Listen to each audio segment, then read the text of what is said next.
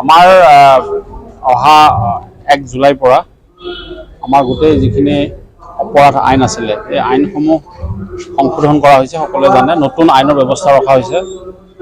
এই নতুন আইনসমূহ বলবৎ হ'ব। আমাৰ বিশেষভাৱে আমাৰ IPC, CRPC আৰু ইণ্ডিয়ান এভিডেন্স এক্ট এই তিনিখন আইন ইতিমধ্যে সলনি কৰি তিনিখন নতুন আইন বনোৱা হৈছে।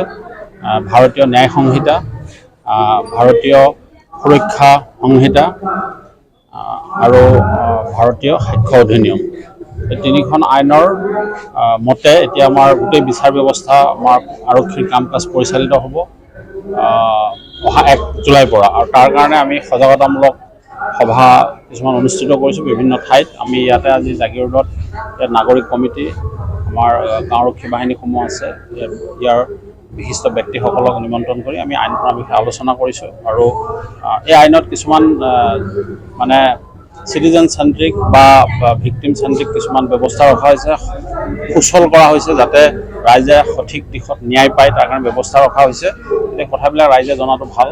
আৰু ইয়াতে FIR ব্যৱস্থা ৰখা হৈছে আৰু 0 FIR ব্যৱস্থা ৰখা হৈছে। গতিকে নতুন নতুন যিবিলাক জনসাধাৰণক প্ৰভাৱান্বিত কৰিব পৰা মানে আইনৰ ধাৰা সন্নিৱিষ্ট কৰা হৈছে তাৰ বিষয়ে আলোচনা কৰা হৈছে আৰু ৰাইজে সহায় দিছে, ৰাইজে ভাল পাইছে।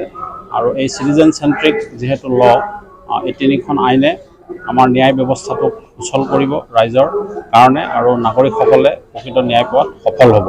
আৰু আৰক্ষীৰ কাম কাজবিলাক আমাৰ এটা দায়বদ্ধতা ইয়াতে নিৰূপণ কৰা হৈছে। আমাৰ গোটেইবিলাক তথ্য প্ৰমাণ সংগ্ৰহ ইলেক্ট্ৰনিকেলি কৰা হ'ব। গতিকে এইবিলাকৰ ব্যৱস্থাও আমি আৰক্ষীৰ মাজতো সজাগতামূলক সভা পাতিছোঁ। আৰক্ষী আমাৰ যিবিলাক তদন্তকাৰী বিষয়া আছে সকলোকে প্ৰশিক্ষণ প্ৰদান কৰা হৈছে। আৰু গতিকে আমি সষ্টম হৈ আছোঁ। 1 তাৰিখৰ পৰা আমি এই তিনিখন আইন আমাৰ কাৰ্যক্ষেত্ৰত আমি প্ৰয়োগ কৰিবলৈ আগবাঢ়িম।